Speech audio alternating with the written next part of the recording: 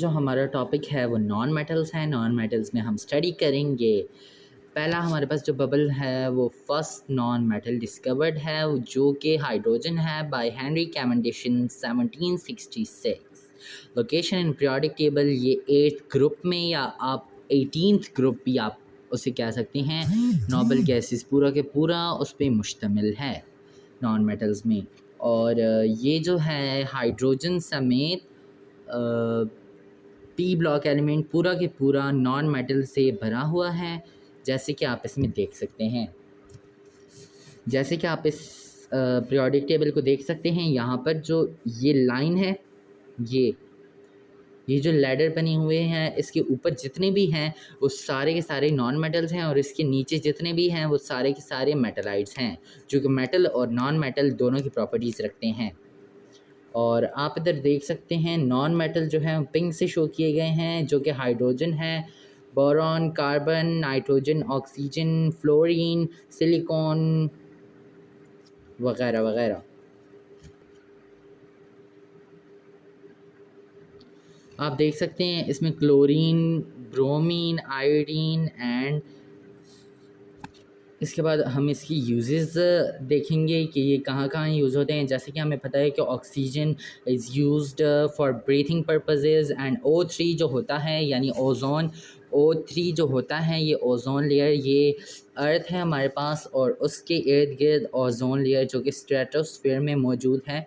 ये ozone layer हमारे अर्थ को यूवी रेडिएशन एंड मुख्तलिफ हीट स्ट्रोक से बचाता है, यानी थंडर सन की तरफ से जो हीट स्ट्रॉम्स आते हैं या हीट स्ट्रॉम्स आते हैं उससे हमें बचाता है। और दूसरी हमारी मैग्नेटिक फील्ड जो होती है वो हमें बचाती है। जो हमारा टॉपिक था उसके ऊपर आते हैं। जो यूजेस थी, O3 हमारे पास ओजोन लेयर के तौर पर काम करता है, जो कि ऑक्सीजन का जो कि 3 ऑक्सीजन से मिलकर बना हुआ है। और O2 जो है उसे हम ब्रीथिंग पर्पसेस के लिए यूज़ करते हैं। और कार्बन डाइऑक्साइड जो है वो एसिडिक नेचर शो करती है, उससे हम एक्सहेल करते हैं। इनहेल हम ऑक्सीजन को करते हैं, एक्सहेल हम कार्बन डाइऑक्साइड को करते हैं। और कार्बन डाइऑक्साइड जो होती है वो प्लांट्स यानी डे टाइम पे प्लांट उन्हें इनहेल करते हैं और हमें ऑक्सीजन देते हैं उसके बदले। इसके बाद जो कार्बन का एक आइसोटोप है कार्बन 14, वो कार्बन डेटिंग के लिए यूज़ होता है। जो फॉसिल फ्यूल होते हैं यानी जो पुराने ऑर्गेनिज़म, डेड ऑर्गेनिज़म होते हैं, उनका जो ढांचा होता है या उनकी जो उम्र जब हम निकालते हैं उसके फॉसिल फ्यूल की मदद से कार्बन 14 को यूज़ करके, तो उसके लिए हमें उसके लिए हमारे पास कार्बन 14 यूज़ होता है, जो कि कार्बन का आइसोटोप है। और उसके बाद हमारे पास इसकी प्रॉपर्टीज़ आ जाती हैं कि ये इसकी केमिकल प्रॉपर्टीज़ भी हम पढ़ेंगे और फ़िज़िकल प्रॉपर्टीज़ भी हम इसकी पढ़ेंगे, और इसकी एग्जांपल्स आ जाती हैं। एग्जांपल में हम देख सकते हैं कि ऑक्सीजन है, कार्बन है, nitrogen, fluorine, chlorine, bromine, iodine, boron etcetera, ये सारे हमारे पास आ जाते हैं। और फ्लोरीन भी हमारे पास आ जाता है। फ्लोरीन मोस्ट इलेक्ट्रोनेगेटिव एलिमेंट है। और जितने भी नॉन मेटल्स हैं जो कि पी ब्लॉक में हैं वो सारे इलेक्ट्रोनेगेटिव एलिमेंट होते हैं, यानी हाईली इलेक्ट्रोनेगेटिव एलिमेंट वहाँ पर होते हैं, जिनमें से सबसे ज़्यादा इलेक्ट्रोनेगेटिव एलिमेंट फ्लोरीन है। उसके बाद ऑक्सीजन है, उसके बाद नाइट्रोजन है, उसके बाद कार्बन है, उसके बाद क्लोरीन है। इसकी हम केमिकल प्रॉपर्टीज़ में हम पढ़ सकते हैं कि ये कैटायन बनाता है, ये कैटायन एनायन बनाता है, ये एनायन बनाता है। कैटायन मेटल्स होते हैं जो वो अपने लास्ट 2 इलेक्ट्रॉन्स होते हैं या लास्ट शेल जितना भी होता है उसमें से इलेक्ट्रॉन 1-2 निकाल कर वो कैटायन बना लेते हैं, यानी positive charge. For example sodium है वो पॉजिटिव चार्ज बनाता है, और क्लोरीन जो हमारे पास है वो नेगेटिव चार्ज बनाता है। क्लोरीन के लास्ट शेल में 7 इलेक्ट्रॉन होते हैं, वो इससे 1 इलेक्ट्रॉन लेकर अपने आप को स्टेबल कर देता है और बना देता है NaCl। इनके दरमियान आयोनिक बॉन्ड होता है। और गैसेस की फ़िज़िकल प्रॉपर्टीज़ में से एक फ़िज़िकल प्रॉपर्टी ये है कि वो नॉन सोनोरस होते हैं, यानी वो कोई साउंड प्रोड्यूस नहीं करते। दे आर डल। जो शाइनी सरफेस होती है वो उनकी नहीं होती, वो मेटल्स की होती है। और ये डल प्रॉपर्टी शो करते हैं, यानी अपीयरेंस में बहुत ज़्यादा डल होते हैं, इसकी वजह से हमें नज़र भी नहीं आते। और इनके जो मॉलिक्यूल्स होते हैं वो एक्सपेंडेड होते हैं, यानी एक दूसरे से ज़्यादा दूर होते हैं।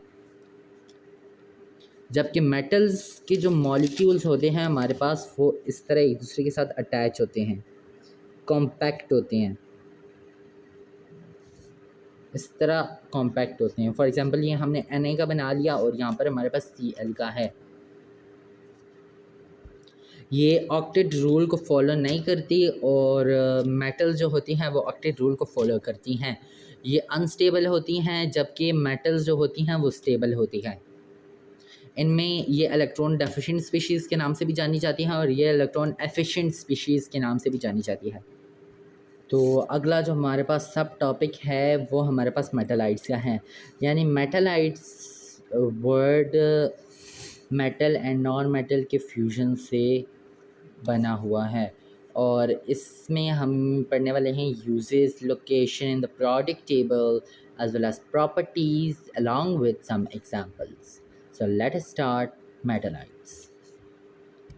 तो जैसे कि मैंने आपको पिछले टॉपिक में, सब टॉपिक में बताया था कि मेटलाइट जितने भी हैं वो ये जो लेडर नुमा डार्क लाइन है उसके नीचे जितने भी हैं, ये एल्युमिनियम, गैलिनियम,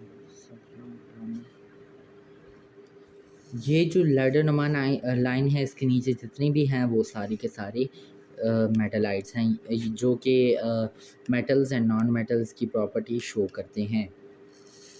इसमें एल्युमिनियम आ जाता है, जबकि कुछ लोग कहते हैं ये तो सॉलिड होता है। गैलियम आ जाता है। गैलियम 24 डिग्री सेंटीग्रेड पे यानी मेल्टिंग स्टार्ट कर देता है, यानी नॉर्मल बॉडी टेम्परेचर या अगर ह्यूमन पाल्म में हम इधर रख लें इससे तो गैलियम मेल्ट हो जाएगा। उसके साथ साथ हमारे पास आ जाता है मरकरी, जो कि मेटल एंड नॉन मेटल की प्रॉपर्टी शो करता है। मरकरी जो है मेटल्स में आता है, मगर वो नॉन मेटल की प्रॉपर्टी भी शो करता है, जिसकी वजह से हम उसे मेटालाइट कहते हैं, जैसे वो लिक्विड होता है। मरकरी बिल्कुल गैलियम की तरह होता है, मगर मरकरी जो होता है पहले से वो लिक्विड फॉर्म में होता है, इसलिए हम उससे मेटल्स में इंक्लूड करते हैं, और मरकरी को लिक्विड मेटल भी कहा जाता है। जैसे कि हम जानते हैं कि गैलियम 24 डिग्री पर मेल्ट होता है। ये मेटल एंड नॉन मेटल की प्रॉपर्टी शो करता है। इनमें से कुछ कैटायन बनाते हैं और इनमें से कुछ एनायन बनाते हैं। हम इसे ये भी कह सकते हैं कि metalloids are on the border line, यानी वो मेटल एंड नॉन मेटल के बिल्कुल बीच में होते हैं। यानी बीच का मतलब ये नहीं है कि वो दोनों के दरमियान लाई करते हैं। बीच का मतलब ये है कि फॉर एग्ज़ाम्पल ये हमारे पास पीरियोडिक टेबल है,